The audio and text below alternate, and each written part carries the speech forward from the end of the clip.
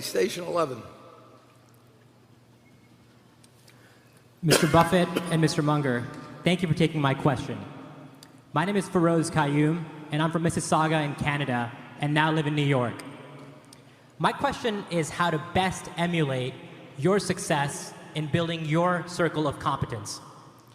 Given the environment today in investing is a lot more competitive than when you started out, what would you do differently, if anything at all, when building your circle? Would you still build a very broad generalist framework? Or would you build a much deeper but narrower focus, say on industries, markets, or even a country? And if so, which ones would interest you? Thank you. Yeah, well, you're right. It is much more competitive now than when I started. And you would, when I started, I literally could take the Moody's Industrial Manual, the Moody's Banks and Financial Manual, and I could go through page by page and at least run my eyes over every company and think about which ones I might think more about. It's important. I would just do a whole lot of reading. I'd try and learn as much as I could about as many businesses, and I would try to figure out which ones I really had some important knowledge and understanding that was probably different than overwhelmingly most of my competitors, and I would also try and figure out which ones I didn't understand, and I would focus on having as big a circle as I could have, and also focus on being as realistic as I could about where the perimeters of my circle of competence were. I knew when I met Lorimer Davidson in January of 1951, I could get insurance. I mean, what he said made so much sense to me in the 3 or 4 hours I spent with him on that Saturday. So I dug into it, and I could understand it. My mind worked well in that respect. I didn't think I could understand retailing. All I'd done was work for the same grocery store that Charlie had, and neither one of us learned that much about retailing, except it was harder work than we liked. And you've got to do the same thing, and you've got way more competition now. But if you get to know even about a relatively small area more than other people do, and you don't feel the compulsion to act too often, you just wait till the odds are strongly in your favor. It's still a very interesting game. It's harder than it used to be. Charlie? Well, I think the right strategy for the great mass of humanity is to specialize. Nobody wants to go to a doctor that's half proctologist and half dentist, you know.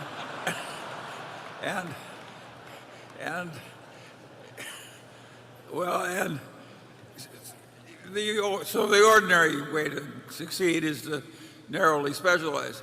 Warren and I really didn't do that, and we didn't because we prefer the other type of activity. But I don't think we can recommend it to other people. Yeah, it was a little more treasure hunting in our day, and it was easy to spot the treasure. We made it work, but it was kind of a lucky thing. Yeah. It's not the standard way to go. The business, at least I best understood, actually was insurance. I mean, and I had very little competition. And I went to the insurance department in Harrisburg, Pennsylvania. I remember one time I drove there just to check on some Pennsylvania company, and this is when you couldn't get all this information on the internet.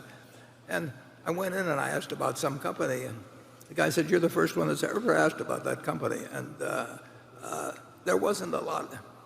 I went over to the Standard & Poor's library on Houston Street, because they call it, and I would go up there and ask for all this obscure information, and there wasn't anybody sitting around there. They had a bunch of tables that you could sit and examine things through, and so there was less competition. But if you know even one thing very well, it'll give you an edge at some point. It's what Tom Watson Sr. said at IBM. I'm no genius, but I'm smart in spots, and I stay around those spots.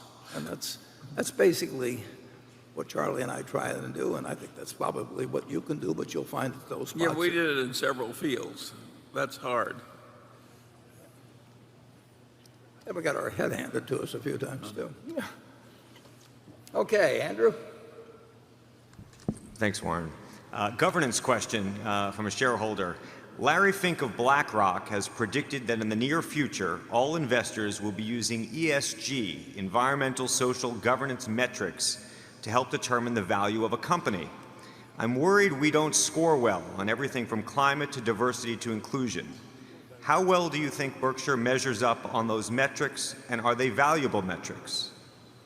I think in reality we measure up well, but we don't participate in preparing reports for anybody that asks about it. And we have this idea that even though all shareholders are equal, we prefer individual shareholders. We actually prefer people we know as co-owners, and we don't want to be preparing a lot of reports and asking 60 subsidiaries each to do something where they'll set up a team and then mail things to headquarters, and then we'll supply them to somebody who, if our stock goes up some, is probably going to sell it anyway.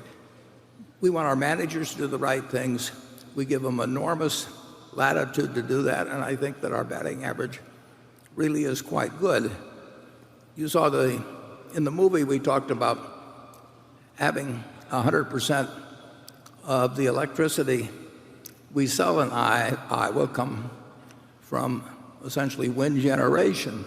Now that doesn't mean that we get to do it 24 hours a day. We sell some and we buy it. But essentially we will be creating as much wind energy as all of our customers use in electricity. There's one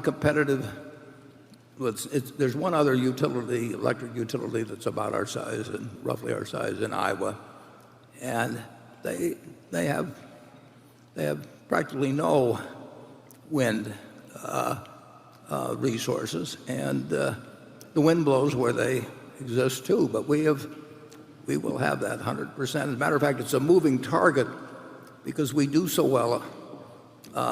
Partly, we do so well on wind generation that a number of the high-tech companies want to locate in Iowa and get clean energy from us at very low prices, and therefore the moving target becomes our growth in customers in that area. But we're not going to put out we are not going to spend the time of the people at Berkshire Hathaway Energy responding to questionnaires or trying to score better with somebody that is working on that. It's just we trust our managers, and I think the performance is at least decent, and we keep expenses and needless reporting down to a minimum at Berkshire. We do not get, I mentioned this in the annual report, I can't imagine another company like it, but here we are, with $500 billion of market capitalization. We do not have a consolidated P&L monthly. We don't need it. Now, I can't imagine any other organization doing that, but we don't need it.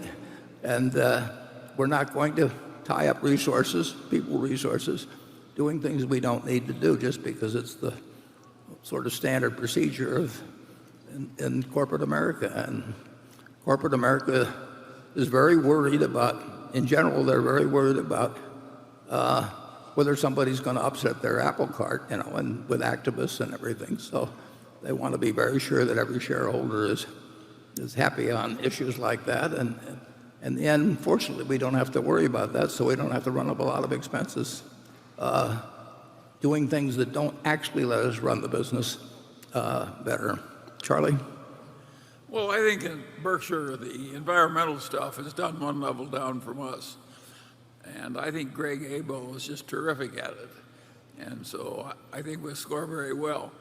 When it gets to so-called best corporate practices, I think the people who talk about them don't really know what the best practices are. They just know what they think are the best practices. And they determine that based on what will sell, not what will work. And so I like our way of doing things better than theirs, and I hope to God we never follow their best practices. Yeah.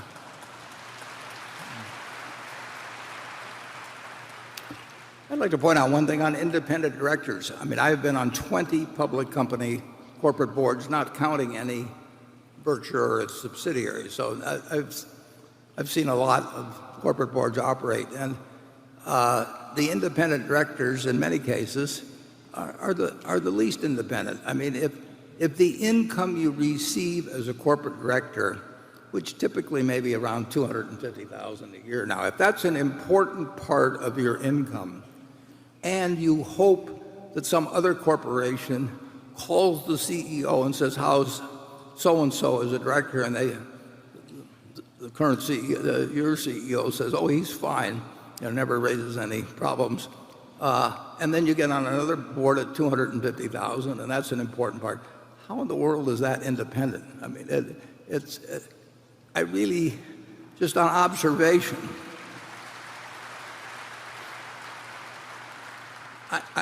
I can't recall particularly any independent director where their income was from the board was important to them. I can't recall them ever doing anything in board meetings or committee meetings that actually was counter to the interests. They put them on the comp committee. I mean,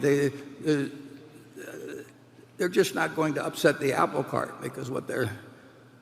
And I'd probably behave the same way in the same position. I mean, if 250,000 a year is important to you, why in the hell would you behave in a way that's going to cause your CEO to say to the next CEO, say, "This guy acts up a little bit too much. You really better get somebody else." It's the way it works, but they've got these I think ideas. it's a little worse than Warren's telling you. Yeah, Charlie and I. It's really awful. It was awful. I mean, And not only that, Warren and I we occupy the niche for pomposity very well ourselves. We don't need any more of it. Charlie and I were on one board. Well, I was on one board, actually, a long time ago, where we owned a very significant percentage of the company. And the rest of the board was almost exclusively customers of the company, but not owners.